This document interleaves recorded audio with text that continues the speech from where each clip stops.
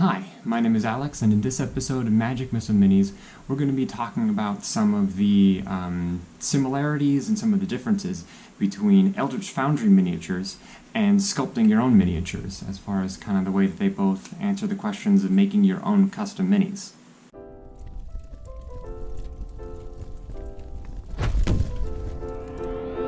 So, for those of you who aren't familiar, this is kind of what the Eldritch Foundry website looks like. You can see here I have one of these miniatures that I made, and you can see obviously they've got all the different race options, as well as all the different things you want when you're customizing your miniatures. Like here you have some horn options for the head and all of that good stuff. I'm not going to go through them because my computer's a little bit slow, so it doesn't want to render everything particularly quickly. And this first miniature that you see loaded up is actually a miniature that I've made before on the channel, or it's based off of that. Because what I wanted to explore was how easy is it to recreate a design that I've already come up with in Eldritch Foundry.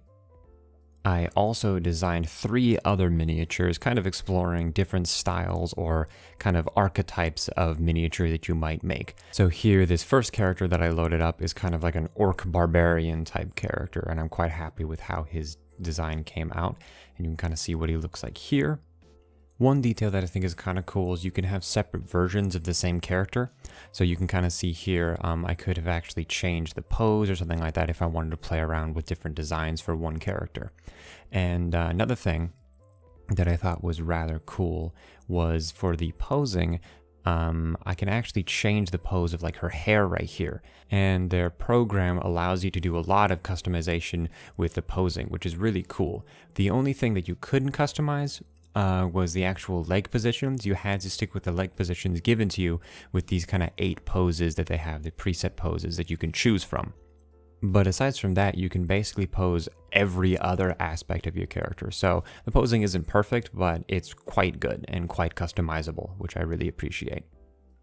And the last character that I created was this little goblin mage type character. Unfortunately, there's a weird glitch in the program that made the skull that I had put on his base actually some reason in the sky, but that wasn't really a problem when I actually went to purchase the miniature, so I assume that's just a weird visual glitch.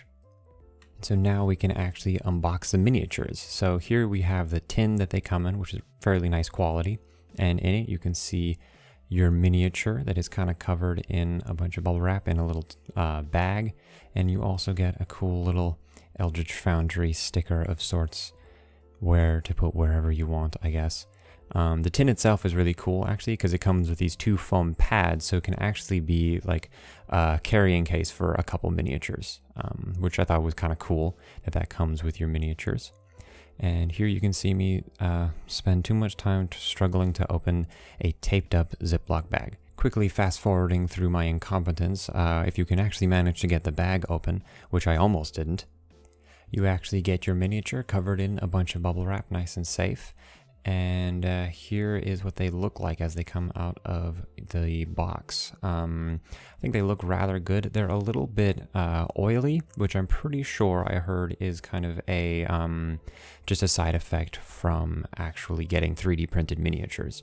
And so here I go ahead and I wipe away as much of that as possible, going over all the miniatures, trying not to get too much of the tissue paper on the miniatures themselves. And then I give them a quick prime. And here I would say you can actually see what the miniatures look like a little bit better once they have this gray prime on them. And here you can see these 2 miniatures that I made side by side. And the first thing that you'll probably notice is that the Eldritch Foundry miniature is significantly bigger. Part of that is definitely that my mini is too small, but also Eldritch Foundry miniatures are 34mm as opposed to 28, so they're going to be a little bit bigger. And now you can enjoy a quick little time lapse of me painting up these miniatures while I kind of talk about the main reason I wanted to make this video. Was kind of comparing the differences between and buying miniatures from Eldritch Foundry and sculpting your own. Because on surface level, they kind of appear to answer the same question, right? Wanting a fully customizable miniature. Wanting miniatures of your characters that you've designed and being able to have them on the table and not just having to get miniatures that are close enough to your character. And there's many differences, obviously, between sculpting and using something like Eldritch Foundry. But the main advantages to using something like Eldritch Foundry is that it is significantly less work. It's a lot easier to do than sculpting a miniature by hand from scratch. And another thing about Eldritch Foundry that's great is that the quality of the miniatures is consistent. And they're quite high quality miniatures. I'm happy with how these guys look once they arrived. And you're kind of guaranteed that level of detail and consistency with the miniatures. Because if you're sculpting miniatures, you might make the anatomy a little bit different, or the face might be a little bit off, or they might be a little bit too big or too small, and all of these just kind of human error that comes into making your own miniature. You kind of avoid that when you're using something like Eldritch Foundry. However, the issue with Eldritch Foundry, primarily as far as I'm concerned, is these miniatures are not cheap. It's about $30 for one of these miniatures, which is a hefty price tag for a mini. I can imagine that if you had a 3D printer, this would be a lot more reasonable. Buying these STLs is only like $3, although I don't know how much STLs normally cost. But if you have a 3D printer, then this is honestly something that I know that if I had one, I would definitely use a lot. But I also don't have a 3D printer. Eldritch Foundry was nice enough to send me these miniatures to kind of talk to you guys about. But yeah, it's quite a bit for a miniature, whereas with sculpting, buying the green stuff is about $10, and you could probably get $5 sculpting tools, and one thing of green stuff will make 10 to 20 miniatures, if not more, depending on what you buy and how expensive it is. And so that's one definite drawback to Eldritch Foundry that I found. And the other thing is that sometimes you can't make exactly what you're looking for.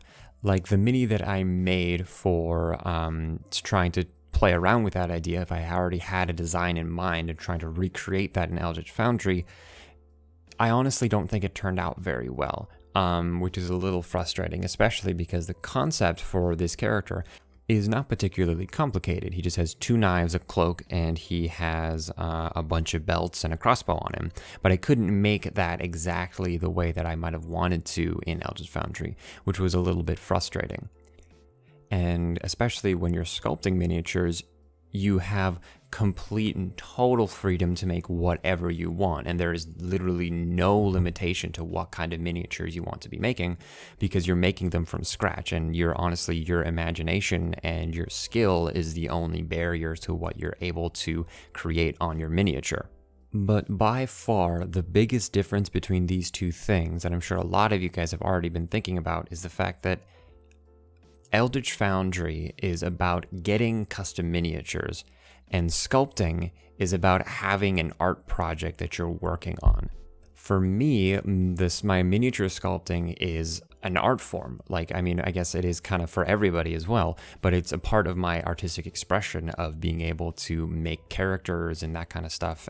And as a creative person, oftentimes this is what I go to scratch that itch of needing to create something, which some people simply don't have that itch or might find it in other places, and so they would just want their custom miniature and they prefer to go to Eldritch Foundry.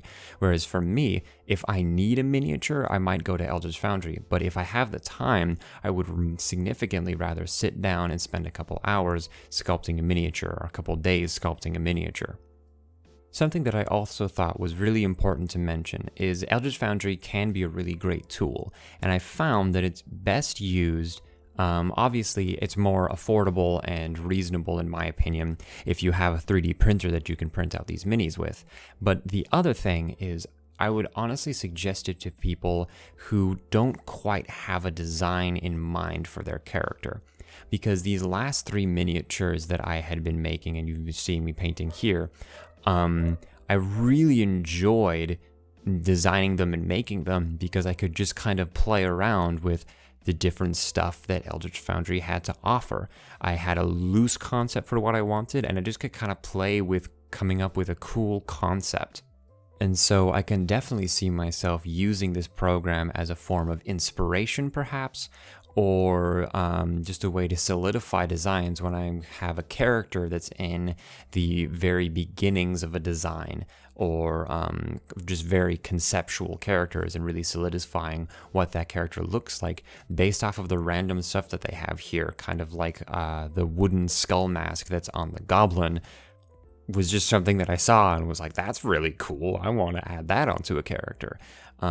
So this Eldritch Foundry can be a really fun way to just play around with designs and concepts and get inspiration for the miniatures that you're sculpting. And I can honestly see myself buying an STL of a miniature to use almost for like conversions, adding and taking away stuff to miniatures. So all in all, Eldritch Foundry is a really cool tool that can definitely be used in a lot of ways. And as much as on the surface level, these two ideas, the idea of sculpting your miniatures or using one of these programs, seem very similar, there are actually a lot of differences once you stop to think about it. And honestly, I could see myself using both of these different things. Like, well, obviously I'll keep sculpting, but I can see myself using Eldritch Foundry just depending on what I'm trying to do. So, I hope you guys enjoyed the video. I get that it's a little bit of a different feel to the rest of my videos. And I would love to hear some of your guys' feedback on what you guys think I could improve upon, and also just if you guys liked this kind of content. Getting feedback from you guys is super helpful, so if you guys don't mind leaving a comment on what you thought about this, that'd be awesome. If you did enjoy the video, please leave a like, hit the notification bell, subscribe, all that good stuff. It's really helpful for a growing channel. Watching this video, and I look forward to seeing you guys in the next one.